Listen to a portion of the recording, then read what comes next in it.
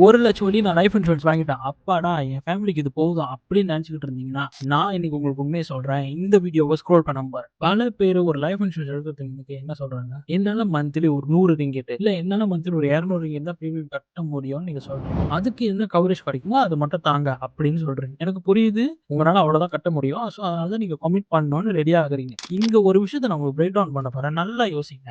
நீங்க இல்லாதப்ப, நீங்க எடுத்திருக்கிற இன்சூரன்ஸ் அமௌண்ட் உங்க ஃபேமிலி ஸ்மூத்தா ரன் பண்றதுக்கு பத்துமா? பத்தாதா? இத யோசிச்சிருக்கீங்களா? இல்ல எத்தனை வருஷம் பத்தும்னு யோசிச்சிருக்கீங்களா?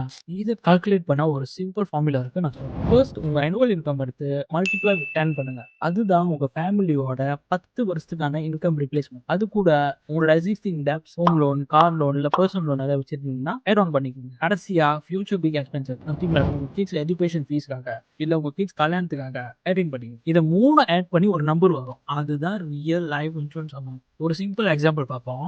உங்க மந்த்லி இன்கம் 5,000 ரிங்கிட்னு வச்சுக்கோங்க. அப்போ உங்க ஆனுவல் இன்கம் வருஷத்துக்கு 60,000 ரிங்கிட். 10 வருஷத்துக்கு இத மல்டிப்ளை பண்ணீங்கன்னா 6,00,000 ரிங்கிட் வருது. அது கூட உங்க ஹோம் லோன் இல்ல car loan, personal loan balance ஒரு 200,000 வச்சுக்கோங்க. அப்புறம் பிள்ளைங்களோட ஃபியூச்சருக்கு, பிள்ளைங்களோட படிப்புக்கு ஒரு 200,000 வச்சுக்கோங்க. இத டோட்டலா பண்ணீங்கன்னா 1 மில்லியன் வருது. இப்போ உங்க எக்ஸிஸ்டிங் பாலிசி எடுத்து பாருங்க.